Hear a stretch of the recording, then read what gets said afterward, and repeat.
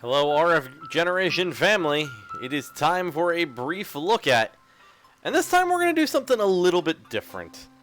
I know I usually do an indie game, and I'm going to do an indie game. But we're going to do something that's a little bit outside of our usual comfort zone.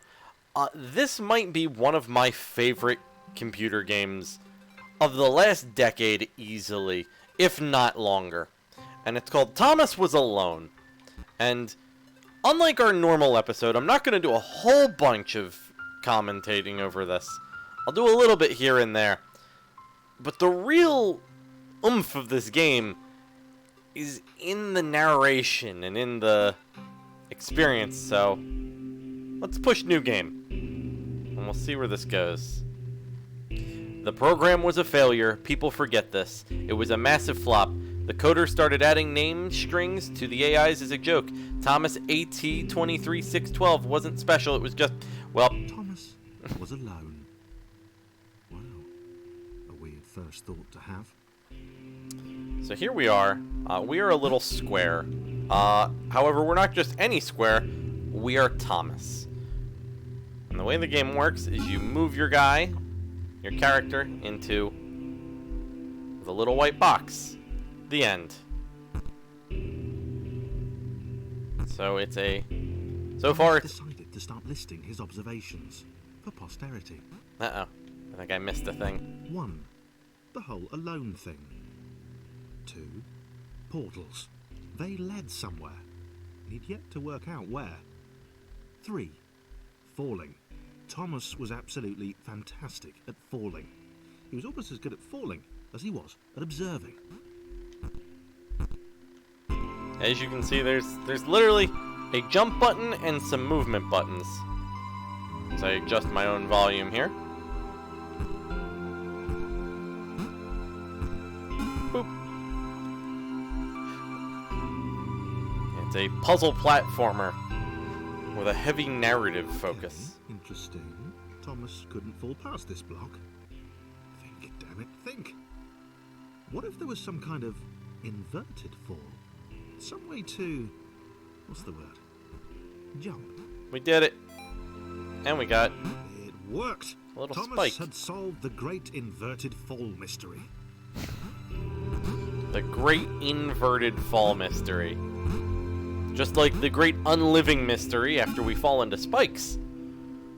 But that'll come with time. A big jump. But Thomas noted there was no real danger in missing it. The world didn't want him to fail here. It was pushing him, but gently. As you can see, you can just kind of mess around. But this beginning is... I mean, you're on a video game website, watching a video game video. If you're not that good at a platformer enough to make that kind of a jump, something's wrong here. This all seemed a little dangerous. The world was not to be trusted. It was unstable, and it seemed to Thomas that it could let him down at any moment. So very clearly... Oh no! He was starting to suspect it might even be doing so on purpose. Paranoia.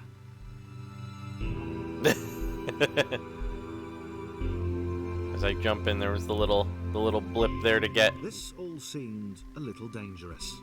The world was not to be trusted. It was unstable, and it seemed to Thomas Come on, that be it more could let stable. him down at any moment. He was starting to suspect it might even be doing so on purpose. Paranoia. Boop, boop, boop. I also really love the music in this. Nice and calm, quiet. It's got that kind of relaxed vibe. Thomas wondered whether the portals were actually taking him anywhere. He felt like he was making progress, but there wasn't really any way to know. He seemed to be moving predominantly up and to the right, which might, or might not, be important. Turns out, going from left to right is just how we read things, and so it's just a convention people usually use. It might have been paranoia again, but Thomas could have sworn the world was becoming more complicated. It always seemed to be one step ahead of his skills. Also, one of... Designed just for him. He wondered why. Was the world testing him? No. Too obvious. One of the things that I will say is that the mechanics for this game, everything jumps and feels exactly like you would think it does. As a competent platformer, this game excels fantastically as I fail while I'm trying to perform jumps. So even on a mechanical level, this game is quite good.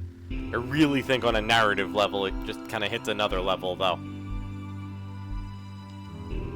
Past the respawn points. Boiling, toxic, glowing water intimidated Thomas. He didn't like it. He certainly didn't want to swim in it. He made another mental note. 4. Water. Not good. To be avoided. I hear that one. Water bad. Too much water. Don't drink the water. Don't do it. The I mean, loneliness stay was getting hydrated. to Thomas. No amount of observation or obsessive note-taking could combat that. RF Generation does, in fact, endorse drinking water to keep yourself alive. So do that. I don't think I'm overstepping my bounds entirely too much by saying so, even though I don't technically represent the site in any way, shape, or form in that regard. I don't know. Maybe they don't want you drinking water. Maybe it's a big conspiracy. Alright, I've said too much. Next level. Thomas had a new theory. The world was training him. He could feel himself getting smarter. There was the mental list to consider. Over the minutes and seconds since his spontaneous generation, he'd become a pretty skilled jumper. He was evolving. He just wished he had someone to share it with. Loneliness, am I right? Little red block. It's amazing. One of the things that this game does very, very well while I sit here is the personification of this little red block. Up until this point, I've referred to him as Thomas. This little red block has a name, has a curious nature, and it's amazing in the fact of the storytelling that it's talking really about a little red block with a little squeaky jump noise. I think it's pretty magical and has a lot to do with really showing how a good story can get past graphics, really. So that's World 1. We're going to do one more. I submitted hundreds of bug reports. I told that idiot this would happen. Overlapping scripts. More than one AI was bound to be spawned into an environment at some point. Turns out I missed the point. That little error changed everything. Chris took an immediate and deep dislike to the skinny red rectangle. Who the hell did this Thomas think he was? So the other mechanic of the game is that you switch things. And you need one character to get characters to the other spaces. And now the puzzle's starting to come together. Chris had been doing fine. He wasn't the highest jumper, but he'd held his own. He'd even been graceful at times. Well, not technically graceful. It's probably the wrong word, but you know, fine. There was that skinny little runt leaping about like he owned the place. Yeah, get this new kid out of here. Not a fan. Chris reminds me of me a lot. Just grumpy and xenophobic. Who's this red guy and what's he doing in my space, huh? Come on. Up! There we go. Getting smacked by a wall there. But yeah, no, you need each of these different cubes.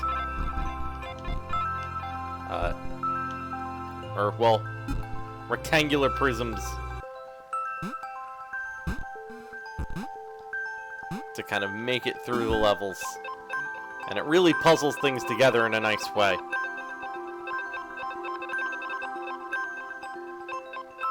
Okay, this was more like it. A glowy white thing.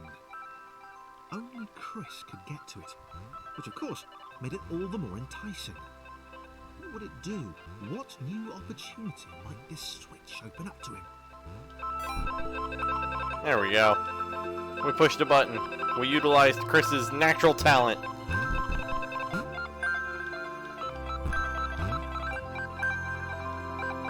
And then now we have to slowly work our way up this Right, puzzle. right. Another chance for Thomas to jump slightly higher than Chris. How fortunate.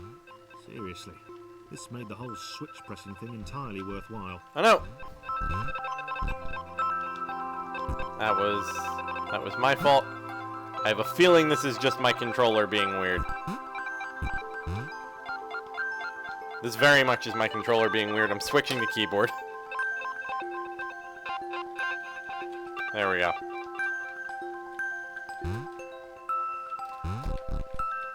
Now I have to get used to the keyboard controls real quick.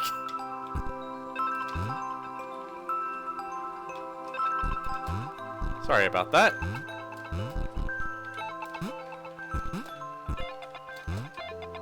I do not intend to claim that I am the best at literally any of these games that I play on this channel. At all. 100%. There we go.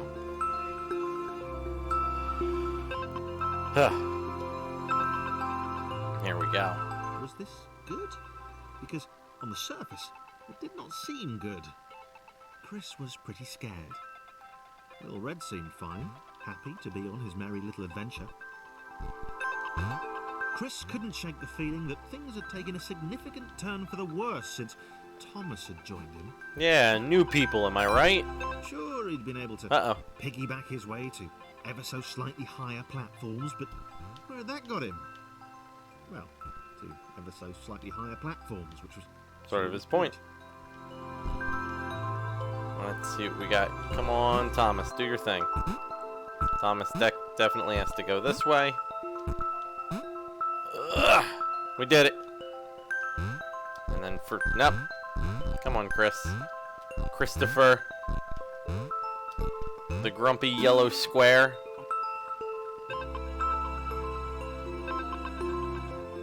I also am a big fan of these puzzle Chris platformers. stared at Thomas with pure hatred. He seemed so very happy at their situation. Friends together, a brave fellowship of quadrilaterals on a quest for greatness. The Fellowship of the Quadrilaterals. But it was all the obvious observation that Thomas was doing which grated. Every time they saw something vaguely new, Chris would hear a satisfied little from the vaulting idiot. I dropped Chris in the water and he died. Because I attempted to switch back to a keyboard.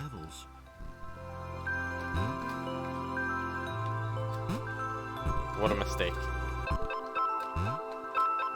Darn it. Darn it. Darn it. There we go.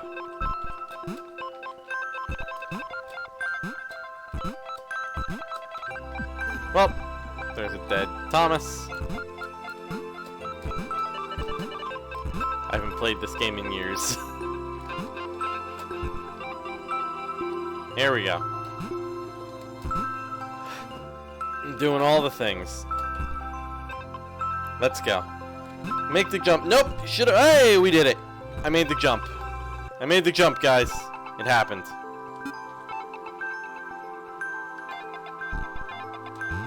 There's the divergent paths that it forces you on. Oh man, Chris's is way easier. I mean, Chris has got to jump so much extra, but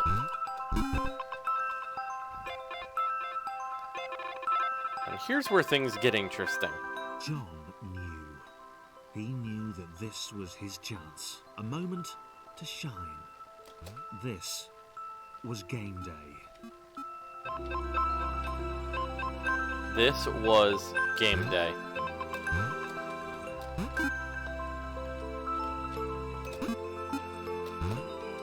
And that's John.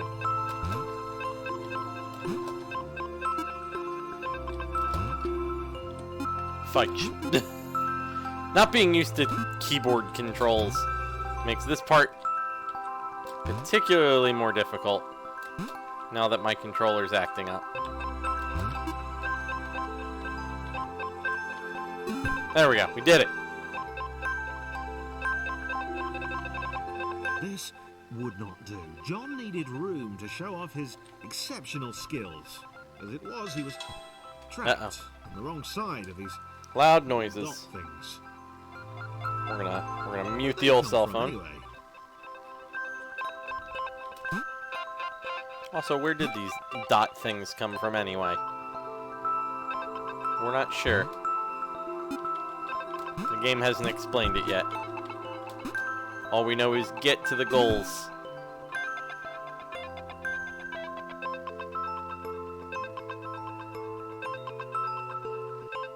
Here we go.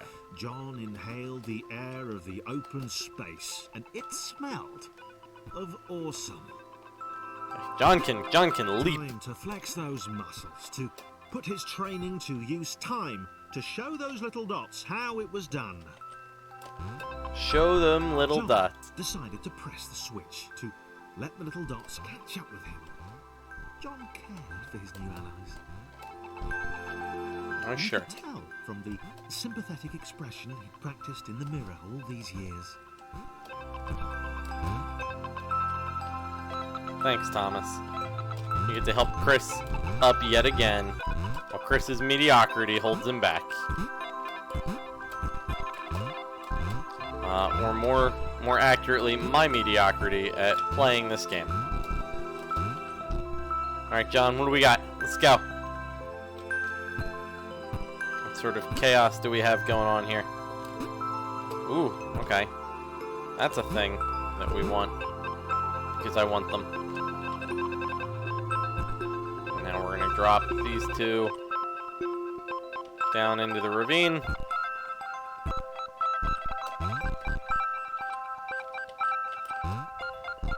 There we go. We're gonna put Thomas on top of that. John on top of both of them. Ah, man. On. With a keyboard, this jump is not my favorite. Let's see if I can get it with the controller.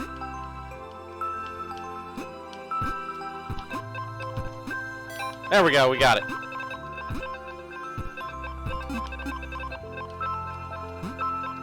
Even with the weird, every once in a while, slippery behavior there. It's working enough. I think that, again, is my Bluetooth controller being weird. So please don't take that against the game. The first time I played this, it was with a wired NES controller, and it worked great. Darn. John, get back over here. You gotta help Thomas. Chris is already through.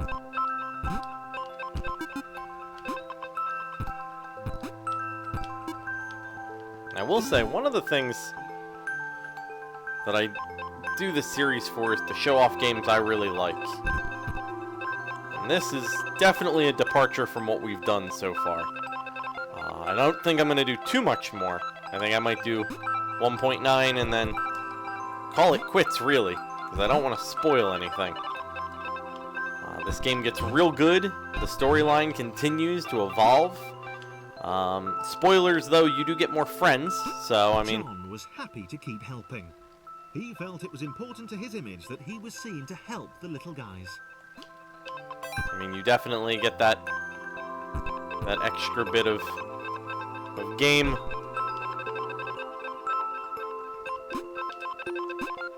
Oh no, Thomas, you gotta get back here. John needs help. I screwed up. Ooh, did I really screw up? Let me see. How? No, I didn't. Never mind. Problem solved. I was gonna say, I've never done that. But no, this game is definitely a departure from the usual roguelike genre and chaos of what I would typically pick up for something like this. And with that being said, it's absolutely something different. But it's still really good. And it goes to show that you can make something as simple as a bunch of cubes or rectangles jumping around and give them some good personality, and they'll really shine. This game's fantastic. And if the creator ever sees this, I really want you to know how fantastic I think your game is. Oh no. Go Gadget Thomas. You're up. Yeah, Chris made it. Yeah, as you can see, this is basically just block stacking. But as much of all of this weird block stacking action happens, you really care. You learn to care who these characters are. He didn't mind them so much either. The red one, Thomas, had a charming way of applauding every time John jumped. Ooh. The angry orange one was less immediately likeable, but his unremitting cynicism and tutting amused John. Yeah. I want that. I want that thing. I'm probably missing something obvious, but I want that. Nope, that's not gonna work.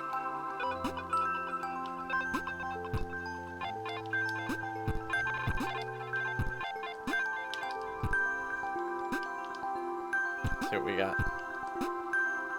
There we go, we did it. It's been apparently so long ago that I played this game that I don't even have the achievements for it.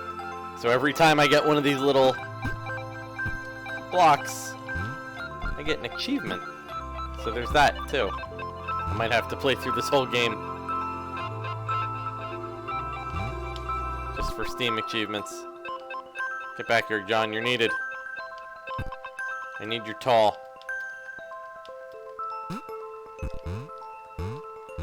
Chris needs you. Jump. But yeah, no, it's Thomas Was Alone. Thomas Was Alone's a really complex and interesting story about blocks. And I don't really want to say too much else. It's better if you find out yourself.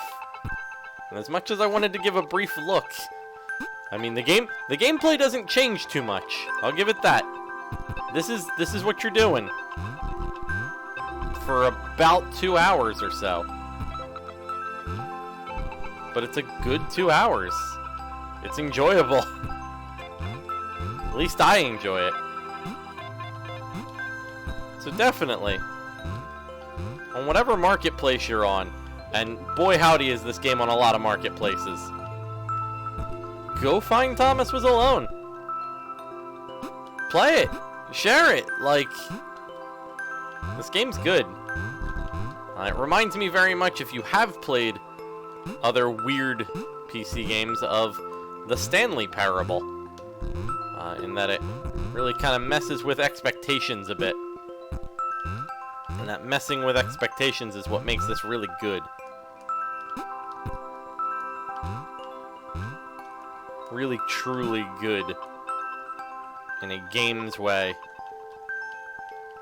Come on. Get out of the way, John.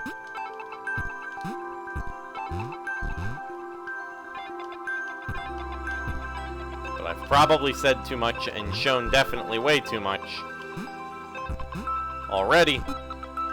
So I'll leave you with the end of 2.0 once we get here. And that'll be it for a brief look at Thomas Was Alone. Tune in next month for November when we play probably something a lot less calming. Probably some sort of bullet hell or something, I don't know. definitely a roguelike. I know my tastes. But go try something new. And let this be the catalyst for that. Good night, everybody. Oh, wait, there's one more level. I lied. There's one more level to this. Interesting. A floating target. This would require coordination, balance, and timing. John was sure the dots would be lost, but he was happy to guide them to triumph.